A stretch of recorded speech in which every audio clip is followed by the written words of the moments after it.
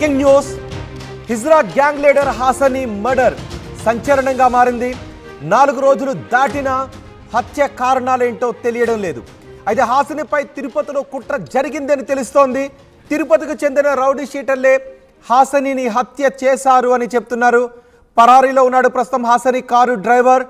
హాసనీ గురించి rowdy షీటర్లకు update అందించింది కూడా హాసనీ కార్ డ్రైవరే అని చెప్తున్నారు. డ్రైవర్ను అనుమానిస్తున్నారు పోలీసులు. డ్రైవర్ కోసం వెతుకుతున్నారు. డ్రైవర్ జాడ ఇంకా తెలియలేదు. హత్య తర్వాత హాసనీ ఒంటిపై ఉన్న బంగారం కూడా మాయమైపోయింది. అయితే కొన్ని విషయాలు తెలుస్తూ ఉన్నాయి. తన స్నేహితురాలిని వదిలేయమని హాసనీ చెప్పినందుకు తన స్నేహితురాలి ప్రియుడే ఈ మర్డర్కు స్కెచ్ వేశాడు అని పోలీసులు అనుమానిస్తూ ఉన్నారు. మరోవైపు వారం రోజుల క్రితం నంద్యాల కలెక్టర్కు హాసనీపై హిజ్రాల సంఘం ఫిర్యాదు చేసింది. హాసనీ దాదాగిరి చేస్తూ వసూలకు పాల్పడుతోందని ఆరోపించారు. హాసనీపై కొడవలూరు మండలం టపాతోపు దగ్గర కత్తులతో అటాక్ చేశారు. హాస్పిటల్కు తరలించే లోపే హాసనీ చనిపోయింది. పార్లపల్లి గుడిలో పూజలు చేసి తిరిగి వస్తూ ఉండగా ఒకచోట రైల్వే అండర్ పాస్ బ్రిడ్జి దగ్గర అటో కారు ఇటో కారు అడ్డుగా పెట్టి హాసనీ ప్రయాణిస్తున్న car railway pass under pass బ్రిడ్జిలోకి ప్రవేశించగానే ముందొక కారును అడ్డంగా పెట్టుంచారు. వెనుక నుంచి మరో కారును అడ్డంగా పెట్టి హాసనీపై సుమారు 10 మంది వరకు కత్తులతోనూ రాడ్లతోనూ దాడికి పాల్పడి ఆమెను చంపేశారు. కొన ఊపిరితో ఉన్న హాసనీని ప్రభుత్వ ఆసుపత్రికి తరలించగా అప్పటికే హాసనీ చనిపోయిందని చెప్పారు. అయితే 10,000 మంది హిజ్రాలకు గ్యాంగ్ లీడర్గా హాసనీ ఉంది అని చెప్తున్నారు. నెల్లూరు, తిరుపతి, చిత్తూరు, కడప, కర్నూలు, నంద్యాల, కర్ణాటక ప్రాంతాల్లో హాసనీ గ్యాంగులు ఉన్నాయని చెబుతున్నారు. అయితే హాసనీ హత్యకు పాల్పడిన వారిని గుర్తించే పనిలో పోలీసులు ఉన్నారు. హాసనీ హత్య తర్వాత పెద్ద ఎత్తున హిజ్రాలు ఆసుపత్రి దగ్గరకు వచ్చి బైఠాయించి న్యాయం చేయాలి అని డిమాండ్ చేస్తున్నారు. 1000 మందికి హాసనీ గ్యాంగ్ లీడర్గా ఉన్నారు అని చెబుతూ ఉన్నారు. తమ గ్యాంగ్ లీడర్ని చంపడంపై హిజ్రాలు ఆవేదన వ్యక్తం చేస్తున్నారు. కారకులను కఠినంగా శిక్షించాలి అని డిమాండ్ చేస్తున్నారు. అయితే అసలు హాసనీ హత్య జరిగినప్పుడు హాసనీ పక్కనే ఉన్నారు ప్రత్యక్ష సాక్షి. ఆ ప్రత్యక్ష సాక్షి హాసనీ హత్య గురించి ఏం చెప్తున్నారో ఒకసారి విందాం. హాసనీ గారు, మా రాష్ట్ర అధ్యక్షురాలైన హాసనీ గారు వాళ్ళ సొంత ఊరైన పార్లపల్లి అనే గ్రామంలో రాళ్ళమిట్ట అనే ఏరియాలో ఒక మహాలక్ష్మి గుడి కట్టేయడం జరిగింది. ఆ గుడి కుంభాభిషేకానికి వెళ్ళొస్తూ ఉంటే కొందరు వ్యక్తులు మాపై మేము 4 కారులో వెళ్తున్నామండి. మీరు ఉన్నారా స్పాట్లో? ఉన్నానండి. మేము 4 కారులో వెళ్తున్నాము. వెళ్తా ఉంటే ఉన్నట్టుగా ఉండి అది రైల్వే ట్రాక్ బ్రిడ్జ్ వస్తుంది కదా, ఆ బ్రిడ్జ్కి ఇటొక్క కారు అటొక్క కారు పెట్టేశారు. మా కారుకి మధ్యలో రాడ్లతో దాడి చేయడం జరిగింది. దాడి చేసి దానికి మేము మేలుకునే లోపలే మా హాసనీ అయిన రాష్ట్ర అధ్యక్షురాలని లాక్కోవడం జరిగింది. మొత్తం వాళ్ళు ఉంటారు, ఒక 10 మంది దాకా ఉంటారు. ఏమో సార్ తెలియదు. ఆడవారి పైన మగవారి పైన అఘాయిత్యాలు జరుగుతున్నాయి అని అన్నారు. లాస్ట్కి మా ట్రాన్స్జెండర్కి కూడా సపోర్ట్ లేకుండా, రక్షణ లేకుండా అయిపోయింది. మేము ఏం చెప్పాలో మాకే తెలియట్లేదు సార్.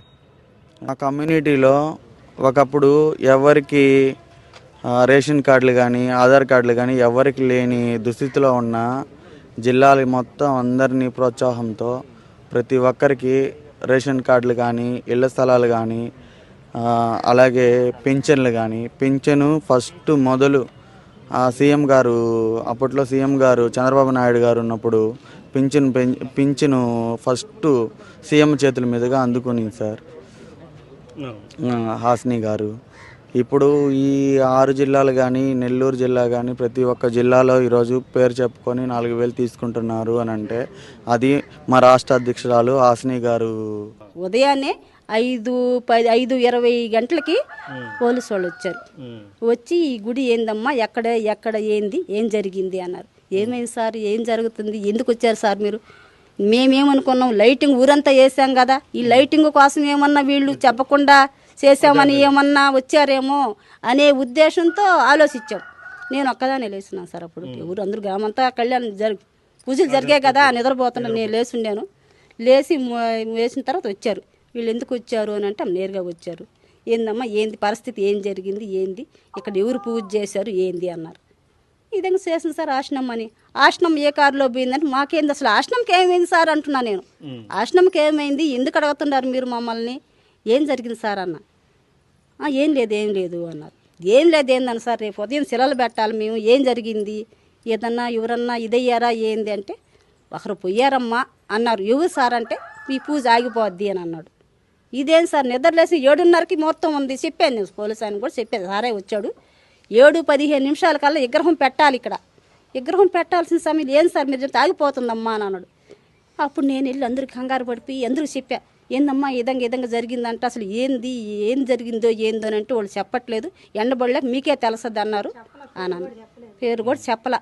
కానీ ఆశ్రమం ఏ కారులో పోయింది అనే వార్త వరకే చెప్పారు. అంటే ఇక్కడ ఉన్నప్పుడేమో మామూలుగా మగపిల్లడుగానే ఉన్నాడు, అక్కడ పోయిన తర్వాత మారింది మనకు తెలియదు. మారిన తర్వాత వచ్చాడు ఒకసారి, వచ్చిన తర్వాత అందరూ పరిచయం మళ్ళా అప్పుడెప్పుడు వస్తా బాత.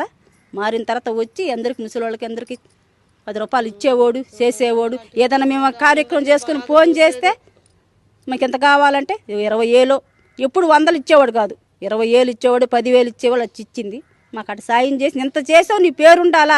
లాస్ట్ ఫైనల్ నేను అడిగింది ఒకటే, అమ్మ ఇంత చేస్తుండవు, నిన్ను శిలాపలకం మీద ప్రతిష్ఠించేటప్పుడు మీ పేర్లు అనేది ఆశ్ని మేడం ఈ విధంగా మనం గుడికి చేయించింది అనే రాసే అవకాశానికి నా పేరు ఒకటి ఇవ్వమ్మా అంటే. మాతో బాగుండేది నాయన, బాగుండేది. వచ్చినప్పుడల్లా మమ్మల్ని కలిసేది, మాట్లాడేది.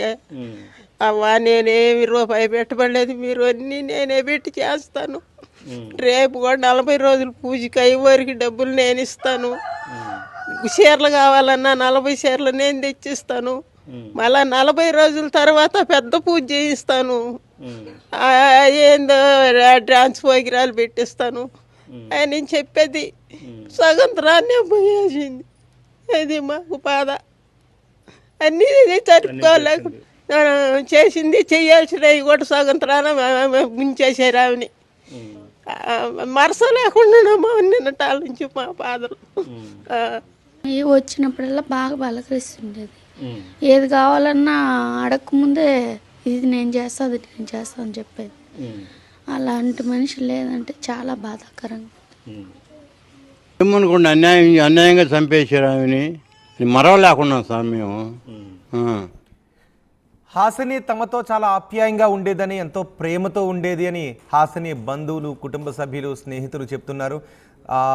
పైగా తోటి హిజ్రాల కోసం ఆమె ప్రభుత్వంతో పోరాడి ఎన్నో పథకాలను కూడా తీసుకొచ్చింది, లబ్ధిని కూడా తీసుకొచ్చింది అని హాసినిని ఫాలో అయ్యే వాళ్ళు చెప్తున్నారు, హాసిని స్నేహితులు చెప్తున్నారు. హాసినిని చంపిన వాళ్ళను కఠినంగా శిక్షించాలి అని డిమాండ్ చేస్తున్నారు. ఒకసారి మా ప్రతినిధి గయాస్తో మాట్లాడదాం. గయాస్, హాసినిని చంపింది ఎవరు అన్న దానిపైన పోలీసులకు ఏదైనా ఆధారాలు దొరికాయా? రోహిత్, హిజ్రా రాష్ట్ర నాయకుడైన హాసినిని హత్య చేసింది తిరుపతిలోనే స్కెచ్ చేశారనేది కూడా పోలీసులలో ప్రాథమిక సమాచారం తెలిసింది. అయితే తిరుపతికి చెందిన ఒక నేరస్తుడు, అదేవిధంగా నెల్లూరులో మరికొంతమంది కలిసి ఆమెని హత్య చేసినట్లు పోలీసు విచారణలు అయితే తెలిసింది. అయితే హాసిని ఆ రోజు ఏ ఊరికైతే పార్లపల్లి గుడికి వెళ్ళిందో కారులో, తిరుపతి నుంచి పార్లపల్లికి వచ్చింది, ఆ కారు డ్రైవరు టోటల్ వీళ్లకు ఈ హత్య చేయాలని పథకం పన్నారు, వాళ్లకు ఎప్పటికప్పుడు సమాచారం అందిస్తూ వచ్చాడు. అయితే ఆ రోజు ఆమె టెంపుల్లో, అంటే పార్లపల్లిలో టెంపుల్ ఆమె సొంత నిధులతోనే కట్టించడం జరిగింది. ఆ రోజు రాత్రి 10 గంటల దాకా ఆమె పార్లపల్లిలోనే మహాలక్ష్మి తల్లి ఈ విగ్రహాలను కూడా ప్రతిష్ఠ చేయడం జరిగింది. కుటుంబ సభ్యులతో మొత్తం ఆమె హోమాలు కూడా నిర్వహించింది. మళ్ళీ మరుసటి రోజు ఉదయాన్నే ఆమె పార్లపల్లికి రావాల్సి ఉంది. అంటే నైట్ అక్కడ ఉండడానికి వీలు పడదని వాళ్ళ కుటుంబ సభ్యులు చిన్న పిల్లలతో వచ్చారు. దానివల్ల ఏంటంటే నెల్లూరుకు వచ్చేసి ఆ రాత్రి నెల్లూరులోనే ఏదో ఒక లాడ్జిలో బస చేసి తిరిగి మరుసటి రోజు ఉదయం వెళ్ళాలని చూసి ఆ రోజు రాత్రి 10 గంటలకు ఆమె పార్లపల్లి నుంచి కారులో బయలుదేరింది. ఈ సమాచారాన్ని వెంటనే అతను డ్రైవరు ఎవరైతే హంతకులుగా అనుమానిస్తారో వాళ్ళకు సమాచారం అందించారు. కరెక్ట్ తపాతోపు వచ్చే కాడ అక్కడ ఒక బ్రిడ్జి ఉంది, ఆ బ్రిడ్జి దగ్గర అడ్డంగా, రోడ్డుకి అడ్డంగా కారులో ఆపి ఆమెని లాక్కెళ్లి చీకట్లో అతి దారుణంగా హత్య చేశారు. అయితే ఆమె ఒంటి మీద కూడా నగలు ఉన్నాయి, అవి కూడా దోచుకొని వెళ్ళినట్లు కూడా తెలుస్తుంది. అయితే ప్రధానంగా ఈ కుట్ర అంత కసిగా అంత హత్య చేయాల్సిన పరిస్థితి ఎందుకు వచ్చింది అనే విచారణలో కూడా, ఎందుకంటే తిరుపతిలో ఈ హిజ్రా హాసినికి సంబంధించిన ఒక మంచి బెస్ట్ ఫ్రెండ్ ఉంది. ఆమె వేరే ఒక నేరస్తురాలు